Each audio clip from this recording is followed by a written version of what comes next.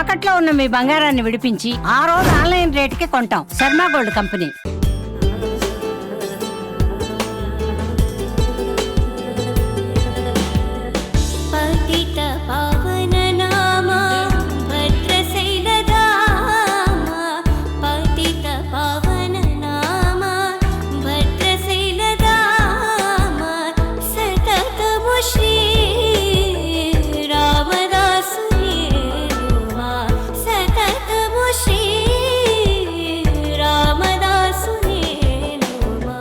జై శ్రీరామ్. సుమన్ టీవీకి స్వాగతం. నేను గీతాంజలి. శ్రీకరమౌ శ్రీరామనామం జీవామృత సారం, పావనమి రఘురామనామం భవతారక మంత్రం. శ్రీరామచంద్రుల వారిని ఎంత చూసినా, వారి గురించి ఎంత విన్నా తనివి తీరదు అంటారు. అటువంటి ఆ రామచంద్రుడు సీతాదేవి లక్ష్మణ సమేతంగా భద్రాచలంలో కొలువై ఉన్నారు. ఆ క్షేత్రం దగ్గర ప్రస్తుతం నేనున్నానండి. ఎంతటి అదృష్టమో ఇక్కడ అడుగు పెట్టడం, అలాగే ఈ క్షేత్రం మహత్యం గురించి తెలుసుకోవటం కూడా జన్మ జన్మల పుణ్యఫలమే. అలాగే ఆ స్వామివారిని కూడా దర్శించుకున్నాను, అది ఇంకా మహద్భాగ్యంగా అనుకుంటూ, అలాగే ఇక్కడ విశేషాలన్నీ ఇవాల్టి కార్యక్రమంలో మీకు వివరించబోతున్నాను. క్షేత్ర మహత్యం, అలాగే కళ్యాణం, అందరూ తెలుసుకోవాలనుకునేటువంటి విశేషాలు, అలాగే క్షేత్రంలో జరిగేటువంటి వివిధ కార్యక్రమాలు, రోజువారీ జరిగేవి, వార్షికంగా జరిగేవి, ఇవన్నీ కూడా ఇవాల్టి వీడియోలో మీకు అందించబోతున్నాను.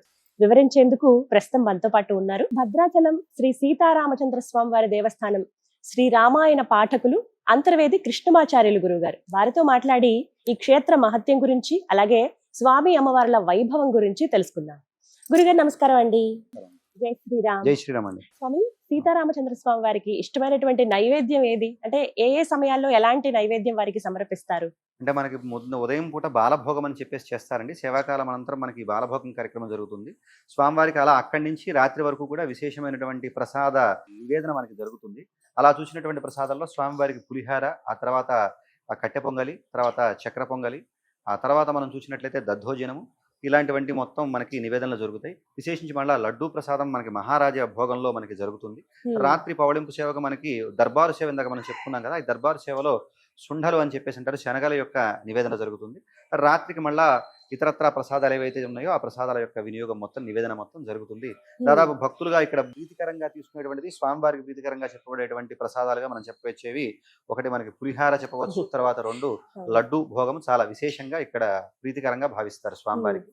అలాగే ఇంకా ప్రత్యేకించి చూడాలంటే మనకి విశ్వరూప సేవ అని చెప్పేసి వైకుంఠ ఏకాదశి అయిన తర్వాత మళ్ళా వచ్చేటువంటి బహుళ ద్వాదశి నాడు ఇక్కడ చేస్తారు. ఆనాడు మనకి దీని కదంబ ప్రసాదాన్ని నివేదన జరుగుతుంది. అది మనకి సంవత్సరంలో ఒకసారి మాత్రమే జరిగేటువంటి ప్రత్యేకమైనటువంటి ప్రసాదం. ఈ ఆయా సందర్భాలను అనుసరించి స్వామివారికి ప్రత్యేకం కృష్ణాష్టమి నాడు కావచ్చు, లేకపోతే 16 రోజుల పండుగ నాడు కావచ్చు, ఇలా మనకి స్వామివారి యొక్క కళ్యాణం అయిపోయిన తర్వాత 16 రోజుల పండుగ చేస్తారు. ఎలా అయితే మామూలు తెలుగువారు ఎలా అయితే ఉంటుందో అదే మనకి విధానాన్ని మనకి పాటిస్తారు. ఆనాటి నుంచి స్వామివారికి మనకి ఊంజల సేవ, ఈ 15 రోజుల పాటు ఉన్నటువంటి ఊంజల సేవ 16 రోజులు, ఆనాడు మనకి ఊంజల సేవ అనేటువంటి ప్రారంభమై ఇక్కడ విశేషమైనటువంటి నివేదనలు కూడా ఆనాటి నుంచి మనకి జరగటం జరుగుతుంది. ఇలా నివేదనల కార్యక్రమం ఉంటుందండి. అన్ని ఇష్టమే స్వామికి. ఇక విశేషంగా మాట్లాడుకుంటే స్వామివారి అలంకారాలు, సోమవారం రోజు ఆయన పూర్తిగా ముత్యాలతో కనిపిస్తారని ఇలా విన్నాం. ఇలా వారంలో ఏమిటేమిటండి ప్రత్యేకం? అంటే మనకి సోమవారం నాడు ముత్తంగి సేవ అని చెప్పేసి చేస్తారు. ఆనాడు ముత్యము ఉన్నటువంటి కుట్టినటువంటి వస్త్రాలను ధరింపజేస్తారు. మనకి చంద్రుడికి ముత్యం ప్రీతికరమైనటువంటిది. అలాగే ఈయన రామచంద్రమూర్తి దాదాపుగా మనకేంటంటే చంద్రుడికి చాలా సారూప్యం మనకి చెప్తారు. ఎందుకంటే చంద్రుడిని చూసినా ఆనందం కలుగుతుంది, రామచంద్రుడిని చూసినా ఆనందం కలుగుతుంది అని చెప్పేసి అటువంటి రామచంద్రమూర్తిని మనకి ముత్యాల అలంకరణలో సేవించడం వల్ల చంద్రగ్రహ సంబంధమైనటువంటి దోషాలు ఏవైనా ఉంటే అవి పోతాయి అని చెప్పేసి భావించవచ్చు. ఆ తర్వాత ఇవే కాకుండా మనకి సోమవారం ముత్తంగి సేవలో దర్శనమిచ్చినటువంటి స్వామివారు మనకి శుక్రవారం నాడు విశేషంగా స్వర్ణ కవచంలో మనకి దర్శనాన్ని ఇస్తారు. మనకి స్వర్ణం లక్ష్మీప్రదంగా భావిస్తారు. అలాగా శుక్రవారం నాడు మనకి స్వామివారు కొండంత స్వామి, బంగారు కొండ అన్నట్టుగా మనకి ఆనాడు స్వామి ఈ కవచంలో కనిపిస్తారు. ఇలా సేవించేటువంటి స్వామివారిని, స్వర్ణ కవచంలో ఉన్నటువంటి స్వామివారిని సేవించడం కూడా విశేషమైనటువంటి ఫలితాలను పొందవచ్చు అని చెప్పి ఇక్కడ విశ్వాసం ఉన్నది. వజ్రాలు కూడా వేస్తారు. వజ్రాంగి కదమ్మా, మనకి దాదాపుగా మనకి రత్నాంగి అనేటువంటిది ఉంది. ఇది ప్రత్యేకమైనటువంటి దినాల్లో సుమారు ఒక సంవత్సరానికి 2-3 సార్లు మాత్రమే దీన్ని ధరింపజేయడం పూర్తిగా రత్నాలతో కనిపిస్తారు. అలాగే స్వామివారికి కట్టేటువంటి వస్త్రాలు ఏమైనా విశేషంగా ఉంటాయండి అమ్మవారికి? అంటే మామూలుగా మనకి శ్రీరామనవమి నాడు ఉపయోగించేటువంటి వస్త్రాలు మాత్రం చేనేత వస్త్రాలు మొత్తం ప్రధానంగా ప్రత్యేకంగా వాటి కోసం నేయించి వాటిని ధరింపజేయడం జరుగుతుంది. ఆ తర్వాత భక్తులు ఏదైతే భక్తితో సమర్పిస్తారో ఆ వస్త్రాన్ని స్వామివారికి అవసరాన్ని అనుసరించి దాన్ని కట్టడం జరుగుతుంది. భక్తులు సమర్పించేటువంటి దాన్ని కూడా వారు అలంకరిస్తారు. అలాగే ఆలయం గురించి మాట్లాడుకుంటారండి. అమ్మవారిని చూస్తాం లక్ష్మీ తాయారుగా. విశేషం ఏంటి? అంటే మనకి సాధారణంగా ఏంటంటే అండి, వైష్ణవాలయాలలో అటు మనకి ఆండాళమ్మవారు, అలాగే లక్ష్మీ తాయారమ్మవారు అని ఉంటారు. మనకి వీటిని వీరలక్ష్మి అని చెప్పేసి అంటారు. అంటే మనకి స్వామివారికి శ్రీవత్సంగా ఉండేటువంటి హృదయంలో ఉన్నటువంటి అమ్మవారిని యొక్క యోగలక్ష్మి అని, పక్కన ఉంటే భోగలక్ష్మి అని, విడిగా ఉంటే అంటే అమ్మవారు స్వామివారు లేకుండా ఉంటే వీరలక్ష్మి అని చెప్పేసి చెప్తారు. ఉమ్, అలా మనకి ఈ వీరలక్ష్మి ఆరాధన ఇందాక మనం చెప్పుకున్నాం కదా, పట్టాభిషేకం అని చెప్పి, ఈ శరన్నవరాత్రుల్లో జరిగేటువంటి ఆరాధన చాలా ప్రత్యేకంగా జరుగుతుంది మనకి 9 రోజుల పాటు. అలా అక్కడ అమ్మవారు శరన్నవరాత్రుల్లో ప్రత్యేకంగా మనకి ఆరాధనలు పొంది, అమ్మవారి సీతాయాశ్చరితం మహత్ అన్నట్లుగా అక్కడ రామాయణ పారాయణ నవరాత్రుల పాటు జరిగి 10వ రోజున మనకి విజయదశమి నాడు అక్కడ పట్టాభిషేకం జరుగుతుంది. ఈ 9 రోజులు ఆరాధింపబడేటువంటి అమ్మవారికి వీరలక్ష్మి అని పేరు. అలా లక్ష్మీ తాయారు, కనకవల్లి తాయారు అని కూడా ఇక్కడ మనకి అమ్మవారి యొక్క పేరు ప్రసిద్ధం. ఉమ్. అలాగే స్వామి దర్శనానికి వెళ్ళేటప్పుడు సుదర్శన మార్గం ఆ ద్వారం గుండా వెళ్తామండి. స్వామిని దర్శించుకుని అలా బయటకు వచ్చాక చాలా మంది పైన ఉన్నటువంటి సుదర్శన చక్రాన్ని దర్శించుకొని అక్కడ కూడా వైకుంఠ రాముడిగా స్వామిని చూస్తారండి. పైన ఆ ముద్ర అవునమ్మా. పూర్తిగా ఉంటుంది కదా. అంటే అది మనకి విశేషం. మనకి ఎలా అయితే తిరుమల క్షేత్రంలో విమాన వెంకటేశ్వరులు ఆ. అంటారో, అలాగే మనకి అక్కడ ఉన్నటువంటి గోపురం పైన మనకి స్వామివారు బంగారు కవచంతో ఉంటారు.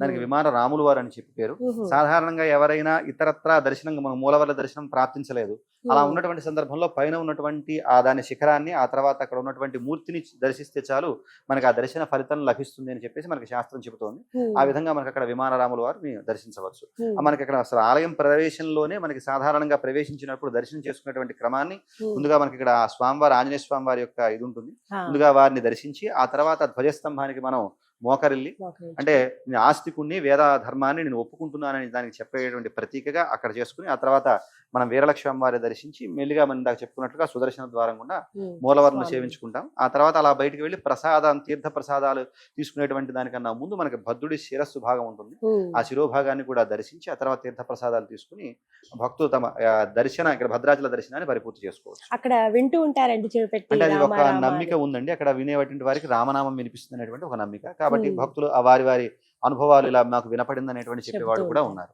అలాగే వివిధ ఉపాలయాలు కూడా చూస్తూ ఉంటాం కదండి అవునమ్మా. చుట్టుపక్కల. వారికి కూడా విశేషంగా సేవలు అవి జరుగుతాయా? మనకి సుమారు జయంతులు ఏవైతే ఉన్నాయో ఆయా జయంతుల సందర్భంలో మనకి అక్కడ వెంకటేశ్వర స్వామి వారు కావచ్చు, సంతాన వేణుగోపాల స్వామి వారు కావచ్చు, హయగ్రీవ స్వామి వారు కావచ్చు, వరాహ స్వామి వారు, చెన్నకేశ్వర స్వామి, ఆ తర్వాత ఉన్నటువంటి ఆళ్వారు మూర్తులు కావచ్చు, మూల మీద ఉన్నటువంటి సత్యనారాయణ స్వామి, ఆ తర్వాత ఇక్కడ ఉన్నటువంటి ఆండాళ అమ్మవారికి ఈ ప్రత్యేకమైనటువంటి దినాలు ఏవైతే ఉన్నాయో ఆయా సందర్భాలలో వారికి కూడా ప్రత్యేకమైనటువంటి స్నపన తిరుమంజనాది మొదలైనటువంటి కార్యక్రమాలన్నీ కూడా నిర్వహించడం జరుగుతుంది. అలాగే రామకోటి పుస్తకాలు అందించేటువంటి స్థలం కూడా అక్కడే పక్కనే ఇటు ఉంటుంది పక్కన కదా. ఉంటుందమ్మా. మనకి దాదాపుగా రామచంద్రమూర్తి యొక్క పేరు చాలా విశేషమైనటువంటిది. అంటే మనకి భగవానుడికి ఎన్నో వేల పేర్లు ఉన్నాయి, వేల విధాలుగా కీర్తిస్తారు. కానీ పురాణాలు మనకి మాత్రం ఒక 5 పేర్లు చాలా గొప్పగా విశేషంగా చెప్పాయి. కృష్ణ, హరి, గోవింద, కేశవ, రామ. ఈ అన్నిటి అంటే నారాయణ పదం, మనకి నారాయణ అని కూడా మన గొప్పనైనటువంటి మంత్రమే. అయితే వీటన్నిటిలో కూడా తారకంగా చెప్పబడేటువంటి మంత్రం ఏదంటే మనకి రామ మంత్రమే. రామ. తారకము అంటే తరింపజేసేటువంటిది అని అర్థము. మనకి తారకాలుగా కేవలం రామనామము, ఓంకారం మాత్రమే చెప్పడం జరిగింది. ఓంకారం యొక్క ఉచ్చారణ కేవలం సన్యాసులకు మాత్రమే విధించినటువంటి నియమము. ఉమ్. దాన్ని ఎవరు మిగతా వాడు స్మరించడానికి ఇది కాదు. అయితే ఇతరత్ర అందరినీ తరింపజేసేటువంటి దివ్యనామం ఏదయ్యా అంటే మనకి రామనామము. మనకి దాని రామనామం యొక్క వైభవాన్ని తెలియజేస్తూ గోకోటి దానం గ్రహణేషు కాశీ ప్రయాగంగా తటికల్పవాసి యజ్ఞాయుతం మేరు సువర్ణదానం శ్రీరామనామ స్మరణేన తుల్యమని చెప్పినట్లుగా ఉమ్. కాశీ క్షేత్రంలో గ్రహణ సందర్భంలో కోటి గోవుల్ని దానం చేస్తే ఎంతటి ఫలితమైతే వస్తుందో, మేరు పర్వతమంత బంగారాన్ని దానం చేయటం వల్ల ఎంతటి ఫలితమైతే వస్తుందో అంతటి ఫలితం రామ అనేటువంటి నామాన్ని ఉచ్చరించడం వల్ల మనకి వస్తుంది. లభిస్తుంది అని చెప్పడం జరిగింది. ఉమ్. అంతేకాకుండా మనకి జ్యోతిష సంహిత ఒకటి ఉంది, లోమశ సంహిత అని చెప్పేసి. ఉమ్. ఈ లోమశ సంహితలో మనకి పార్వతీదేవికి శివుడు గొప్పతనాన్ని తెలియజేస్తూ ఉంటాడు. ఆ రామనామమేని రామనామం గొప్పతనం చేస్తూ ఎలాగైతే దేవతలలో విష్ణువు, పశువులలో గోవు, నదులలో గంగానది, తిథులలో మనకి ఏకాదశి ఎలాగ శ్రేష్టమైనవిగా చెప్పడం జరిగిందో అలాగా స్వామి యొక్క నామాలలో రామనామం అంత శ్రేష్టమైనది. ఉమ్. అంతేకాకుండా యస్యనామ ప్రభావేన సర్వజ్ఞోహం వరాననే, ఓ వరాననే పార్వతిని అందరూ సర్వజ్ఞుడిగా అంటున్నారు కదా, ఉమ్. దానికి కారణం ఏంటో తెలుసా అంటే అది రామనామ ప్రభావంతోనే నాకు ఆ సర్వజ్ఞత్వాన్ని పొందాను అని సాక్షాత్తు శివుడే పార్వతికి చెప్పినటువంటిది. అంటే జ్ఞానప్రదుడైనటువంటి శివునికి కూడా జ్ఞానాన్ని ప్రసాదించేటువంటి మంత్రంగా మనకి రామనామం విరాజిల్లుతుంది. అటువంటి రామనామ స్మరణ ఎంత పుణ్యమైనటువంటిదో అలాంటి రామనామ లేఖన కూడా చాలా ప్రత్యేకమైనటువంటిదిగా భావిస్తారు. దానికి ఒక నియమబద్ధంగా ఉదయాన్నే స్నానాన్ని ఆచరించి ఆ తర్వాత అంటే వారి వీలు అనుసరించి సాయం సమయంలో కావచ్చు, శుద్ధి అయినటువంటి ప్రాంతంలో ఈ రామకోటిని రచించి చాలా విశేషంగా భక్తులు పాపం ఎంతో ఆర్తితో వాటిని తీసుకొస్తారు. అలా వచ్చినటువంటి స్వామివారికి సమర్పించి ఆ తర్వాత రామకోటి సమర్పణ దగ్గర వాటిని మనకి డ్రాప్ బాక్స్ అన్నట్లుగా దానిలో ఉంచుతారు. ఆ రామకోటి ఈ రామకోటి పుస్తకాలన్నింటినీ కూడా మనకి సేకరించి ఉన్నటువంటి దాన్ని అంతా తీసుకుని మనకి శ్రావణ భాద్రపదాలలో మనకి గోదావరి వరదల సందర్భంలో వాటన్నిటిని కూడా ప్రత్యేకంగా ఒక ఊరేగింపుగా తీసుకెళ్లి భక్తులందరూ రాసినటువంటి వాటి ఆ రామకోటి యొక్క నిమజ్జనం కూడా మనం ఇక్కడ భద్రాచల క్షేత్రంలో నిర్వహించడం నిమజ్జనం చేస్తాం. అంటే ఎంతో శక్తితో ఉంటాయి. అవునండి, అంటే దాదాపు ఎంతో మంది భక్తితో ఎన్నో సంవత్సరాల పాటు రాసి ఉంటారు. నాకు 10 ఏళ్ళు పట్టిందండి, 20 ఏళ్ళు పట్టిందని చెప్పి దాదాపు నడువు వంగిపోయినటువంటి ముసలవాళ్ళు ఉండవచ్చు, యువకులు ఉండవచ్చు, ఏదో మొక్కుకున్నటువంటి పిల్లలు ఉండవచ్చు. అంటే ఆబాల గోపాలం కూడా రామనామాన్ని రచిస్తూ తరిస్తున్నారు. దానికి కేంద్రంగా తర్వాత సమర్పించాలి, దేనికి సమర్పించాలంటే అది భద్రాచలం మూల కేంద్రంగా మనకు కనిపిస్తుంది. అలాగే ఇక్కడికి వచ్చి సమర్పించడం అనేటువంటిది మనం చూడవచ్చు. ఇక్కడికే వచ్చి సమర్పిస్తారు దాదాపు అధిక శాతంగా వచ్చి. చాలా మంది ఈ రోజుల్లో చూస్తున్నాం కదా, ఎక్కువగా రాయటానికి ఆసక్తి చూపిస్తున్నారు, కొంత సమయం ఇలా కేటాయిస్తూ ఉన్నారు. అలాగే మార్గాలు రెండుగా చూస్తామండి, మెట్లెక్కి కూడా రావచ్చు కదండి పైకి. మనకి ఉన్నదంటే పశ్చిమం నుంచి పశ్చిమాభిముఖో యత్ర అని మనకి పురాణం చెప్పినట్టుగా ఇక్కడ స్వామివారు పశ్చిమంగా ఉన్నారు. మనకి పశ్చిమముఖంగా కూడా మనకి స్వామివారి యొక్క మెట్లని అధిరోహించి రావచ్చు. ఆ తర్వాత మనకి ఇక్కడ ఉన్నటువంటి దీని పక్క నుంచి కూడా ఇటు పక్క నుంచి కూడా మనం స్వామివారిని దర్శించుకోవచ్చు. అంటే తూర్పు మెట్ల ద్వారా అంటే మనకి వెనక నుంచి రావటం కన్నా మనకి వెనక భాగం అవుతుంది తూర్పు. అలా కాకుండా మనకి ఏంటంటే పశ్చిమం నుంచే మనకి వచ్చినట్లయితే గనక అది విశేషమైనటువంటి ఫలితం. అంటే మనకి దర్శనం చేసుకోవడం కూడా ఎలా ఉందంటే ధ్వజస్తంభం ముందు నుంచే వెళ్ళి చేసుకోవాలన్న ప్రమాణము. కాబట్టి అలా వచ్చినటువంటి భక్తులు పశ్చిమ మెట్ల మార్గం గుండా వచ్చి ఆ లోపలికి వెళ్ళి స్వామివారిని దర్శించి తూర్పు మెట్ల మార్గంగా వెళ్ళి కింద ప్రసాదాలు అవి తీసుకుని వెళ్తూ ఉంటారు. అలాగే ఎంత ఆతురతగా ఎంతో ఇదిగా స్వామిని చూడడానికి వస్తాము, అక్కడ చూడగానే అన్ని మర్చిపోతాం, ఏమైనా కోరికలు కానీ ఏవైనా సరే. అసలు స్వామివారిని ఏమని వేడుకోవాలి, ఏ నామాన్ని తలుచుకోవాలి, ఏమని ప్రార్థించాలి? అంటే మనకు ఉన్నటువంటిది అంటే స్వామివారి యొక్క నామమే రామనామం ద్వారా అందరినీ తరింపజేశారు ఇందాకే అనుకున్నాము. సాధారణంగా వచ్చిన తర్వాత మనం దర్శనం చేసేటువంటి విధానం కూడా దాదాపు చూడంగానే అందరూ కిరీటం బాగుందా లేకపోతే వస్త్రాలు బాగున్నాయి అనుకుంటారు. కానీ అలా కాదు, మనకి దర్శనం చేసేటువంటి పద్ధతి కూడా మనకి శాస్త్రం చెప్పింది. ఆపాద మస్తకంగా స్వామివారిని సేవించాలి అని చెప్పేసి ముందు చరణాలు, ఆ తర్వాత అలా పై భాగం వరకు సేవించి, సరే మనకు అంత సమయం దాదాపుగా లైన్లో ఉండేటువంటి వారికి లభించదు. ఉన్న ఎంతవరకైతే దర్శిస్తుందో మనం అక్కడికి వచ్చి కళ్ళు మూసుకుని మొక్కుకోవటం కన్నా ఒకసారి స్వామి నీ కరుణా కటాక్షం నా మీద పడితే చాలని వేడుకుంటే చాలు. స్వామివారు ఏంటంటే దినమే సుదినమురా రాముని కన్నా దినమే సుదినమురా అంటే రామదాసు గారు కీర్తనలో వర్ణిస్తారు. రాముణ్ణి చూస్తేనే అది రోజు గొప్పతనము, అలా గొప్పతనం రాముని చూస్తేనే గొప్ప రోజు అనుకుంటే ఆయన కరుణా కటాక్షం మన మీద పడితే ఇంకా గొప్పనైనటువంటి విశేషమైనటువంటి ఫలితాలను మనం పొందవచ్చు. అలా రామనామం జపించుకుంటూ వెళ్ళటమే. అలాగే తులాభారం కూడా ఉంటుంది కదండి. అవునమ్మా, అంటే విశేషంగా చేసేటువంటి దానిలో భక్తులు వారు అనుసరించి మనకి బెల్లం కావచ్చు, లేకపోతే ధాన్యం కావచ్చు, లేకపోతే చిల్లర పైసలు కావచ్చు, వారు ఏదైతే మొక్కుకుంటూ ఉన్నారో దాని ప్రకారంగా వారు ఆ తులాభారాన్ని కూడా తూయడం జరుగుతుంది. అలాగే రామదాసుల వారిని కూడా అక్కడ చూడొచ్చు, నిత్యం స్వామివారికి లోపలికి రాగానే మనకి ఇటు పక్కన మనకి కనిపిస్తారు రామదాసు గారు. అలాగే ఇక్కడ గోదావరి ప్రత్యేకత, కొంత దూరం అలా నడుచుకుని వెళ్తే అక్కడ కట్ట అంతా చూస్తామండి, చాలా విశాలంగా ఉంటుంది. అక్కడ జరిగేటువంటి కార్యక్రమాలు ఏమైనా అనుసంధానంగా ఉంటాయా ఆలయానికి? అంటే మనకి స్వామివారికి యొక్క తీర్థ బిందె మొత్తం కూడా మనకి ఉదయాన్నే స్వామివారికి తీర్థం ప్రధానమైనటువంటిదమ్మా. ఆ తీర్థాన్ని ఉదయం తెల్లవారుజామున మనకి వెళ్ళి అక్కడి నుంచి తీర్థ బిందె తీసుకొచ్చి ఆ తీర్థంతోనే స్వామివారి ఆరాధన అదంతా కూడా జరుగుతాయి. అయితే భద్రాచలంలో ఉన్నటువంటి గోదావరి చాలా ప్రత్యేకమైనటువంటిది. మనకి ఒక సుమారుగా మనం చూసినట్లయితే భద్రాచల క్షేత్రానికి ఆ మూల నుంచి ప్రారంభించి ఈ మూల వరకు ప్రదక్షిణగా ఒక దీవిలాగా మనకి మధ్యలో కనిపిస్తుంది. అలా ప్రదక్షిణ పూర్వకంగా ఉన్నట్టు ఉంటుంది మనకి గోదావరి. ఇక్కడ మనం చూసినట్లయితే భద్రాచలంలో ప్రవహించేటువంటి గోదావరి చాలా ప్రత్యేకంగా మనకి పురాణమే చెప్పింది. శ్రీమద్భద్రశిలోచ్చయస్య పరితః క్రోశద్వయాభ్యంతరే తీర్థాన్యర్బుద సంఖ్యయా త్రిజగతాం సారాణి రామాజ్ఞయ నిత్యం సన్నిహితాని సంతి నితరాం గోదావరీ పార్శ్వయోః తస్మాదత్ర దినత్రయం వసతియః ప్రాప్నోతి విష్ణోః పదం అంటూ బ్రహ్మపురాణం భద్రాచలంలో ప్రవహించేటువంటి యొక్క గోదావరి మహాత్మ్యాన్ని తెలియజేస్తోంది. రామచంద్రమూర్తి యొక్క అనుగ్రహంతో 3 లోకాలలో ఉన్నటువంటి 1 కోటి తీర్థాలు నిత్యము కూడా కలిసి 2 క్రోశుల దూరం వరకు కూడా ప్రవహిస్తూ ఉంటుంది అని చెప్పేసి, అలా ఎవరైతే అలా 1 కోటి తీర్థాలతో కలిసి ప్రవహించేటువంటి గోదావరిలో స్నానం చేసి రామచంద్రమూర్తిని దర్శిస్తారో వారికి ముక్తి లభిస్తుంది అని మనకి బ్రహ్మపురాణం చెప్పింది. ఇది మనకి ఇలా చూసినట్లయితే బ్రహ్మపురాణ పరంగా చూసినట్లయితే మనకి రామాయణానికి రాముడికి గోదావరికి చాలా అవినాభావ సంబంధం. ఇందాకే మనం చెప్పుకున్న మొదట్లో క్షేత్ర మహత్యం చెప్పుకుంటూ స్వామి పర్ణశాలలో 2.5 సంవత్సరాల పాటు ఈ గోదావరిలోనే స్నానం చేసినటువంటి పుణ్యజలం. ఉమ్, అక్కడ మరి దానిపైన మమకారం వల్ల ఏమో కావచ్చు, అదే గోదావరి తీరంలో స్వామి అర్చామూర్తిగా ఎన్నో వేల సంవత్సరాల పాటు ఈయన ఉన్నాడు. ఆవిడ కూడా ప్రదక్షిణ పూర్వకంగా అలా వెళ్తూ, మరి ఎన్ని ప్రదక్షిణాలు ఇప్పటికి పూర్తి చేసిందో మనకు తెలియదు కానీ, అలా నిరాటంకంగా ఆవిడ అలా ప్రవహిస్తూ తనలో స్నానం చేసేటువంటి భక్తులందరినీ కూడా తాను కూడా తరింపజేస్తోంది. భద్రాచలంలో ప్రవహించేటువంటి గోదావరి యొక్క ప్రత్యేకత ఇంత ఉందండి. ఎన్నో ఆలయాలు కూడా అక్కడ చూస్తాం అవునమ్మా. మనం అక్కడ. అంటే మనకి దాదాపు నాసిక్ త్రయంబకం దగ్గర నుంచి ప్రారంభించిన తర్వాత గోదావరి తీరంలో సుమారు 2300 పైచిలుకు ఆలయాలు ఉన్నాయి. కొన్నిలో మనకి ప్రసిద్ధి పొందినటువంటివి మనకి అక్కడి నుంచి చూసుకున్నట్లయితే, ఆ తర్వాత నాసిక, మనకి తెలుగు నేలలో అడుగుపెట్టిన తర్వాత మనకి బాసర ఉన్నది, ధర్మగిరి ఉన్నది, కాళేశ్వరం ఉన్నది. ఆ తర్వాత మనకి ఇక్కడ భద్రాచలం కన్నా ముందు మనకి పర్ణశాలను దర్శించవచ్చు. ఆ తర్వాత భద్రాచలము, తర్వాత ఇక తెలుగు నేలకు మనకి కిన్నెరసాని మొదలైనటువంటి, రామగిరి మొదలైనటువంటి ఉన్నాయి. ఇలా ఆంధ్ర ప్రాంతంలో కూడా దాదాపు విశేషమైనటువంటి క్షేత్రాలన్నీ కూడా మన గోదావరి తీరంలో దర్శనమిస్తాయి. అలాగే. ఇలా అది నిజంగా ఎంతో విశేషమే. వచ్చిన వాళ్ళు కాసేపు అక్కడ అలా సేద తీరి కూర్చుని చూసి దర్శించుకుని వెళుతూ ఉంటారు. ఆనందపడుతూ ఉంటారు. స్నానం ఆచరించే వాళ్ళు ఆచరిస్తూ ఉంటారు. అది మాత్రం నిజం. అలాగే వాహనాలు విశేషంగా ఉంటాయి కదండి రాముల వారికి. అవునమ్మా. ఎన్ని వాహనాలు ఉంటాయండి మనకి స్వామివారికి ఇక్కడ 12 వాహనాలు ఉన్నాయండి. ఈ 12 వాహనాల్లో కూడా మనకి ప్రధానంగా ఉండేటువంటి శ్రీరామనవమి బ్రహ్మోత్సవాలలో కావచ్చు, ఆ తర్వాత మనకు వచ్చేసి వైకుంఠ ఏకాదశి సందర్భంలో కావచ్చు, విశేషమైనటువంటి పర్వదినాలలో మనకి గరుడ వాహనం, శేషవాహనం, కల్పవృక్ష వాహనం, అలాగే మనకి వచ్చేసినటువంటిది దాదాపుగా ఇలా ఏ వాహనాలు అయితే ఉన్నాయో ఆ వాహనాల సేవలన్నీ కూడా ఒక్కొక్క రోజు క్రమంలో అవన్నీ కూడా జరుగుతూ ఉంటాయి. నిత్య కళ్యాణం జరిగేటువంటి మూర్తులు ఏవైతే ఉన్నారో వారికి వార్షికోత్సవం అప్పుడు అంటే కళ్యాణం వార్షిక మూర్తులు జరుగుతుందా? మనకి ప్రత్యేకంగా ఉంటాయండి. నిత్య కళ్యాణ మూర్తులు కూడా ప్రత్యేకంగా ఉంటాయి. మనకి షడ్బేరాలు అని చెప్పేసి ఆలయంలో ఉంటాయి. 6 రకాల బేరాలు అని చెప్పేసి, ఉమ్, ఈ 6 రకాల బేరాల్లో మనకి నిత్య కళ్యాణానికి వాడే మూర్తులు వేరు. అలాగే శ్రీరామనవమి నాడు జరిగేటువంటి మూర్తులు రామదాసు గారి కాలం నుంచి ఏ మూర్తులు అయితే వస్తున్నారో ఆ మూర్తులకి నవమి నాడు కళ్యాణం జరుగుతుంది. వారిని మేము దర్శించుకోవచ్చా అండి? వారిని కూడా దర్శనం, మన మూలమూర్తి ఏదైతే ఉన్నారో మూలమూర్తికి చక్కగా మనకి వారి ఎడమ ప్రక్కన లక్ష్మణ స్వామి ఎక్కడైతే ఉన్నారో ఆ భాగంలో మనకి మూలమూర్తులు, ఉత్సవ మూర్తుల యొక్క దర్శనం చేయొచ్చు. రామదాసు గారి కాలం నుంచి వస్తున్నటువంటి మూర్తులు అవి. దర్శనానికి వెళ్ళినప్పుడు అక్కడ అక్కడ కూడా కూడా చూడొచ్చమ్మా. అది చూడొచ్చు. మరి ఎన్నేళ్లుగా మీరు ఈ వ్యవస్థలో ఉన్నారండి ఈ అంటే స్వామి మా సేవలో? తాతగారి దగ్గర నుంచి ఇక్కడ దీనిలో తరిస్తున్నారండి. తాతగారు ఇక్కడ సంస్కృత అధ్యాపకులుగా చేశారు. తర్వాత మా నాన్నగారు కూడా సంస్కృత అధ్యాపకులుగా ఉన్నారు.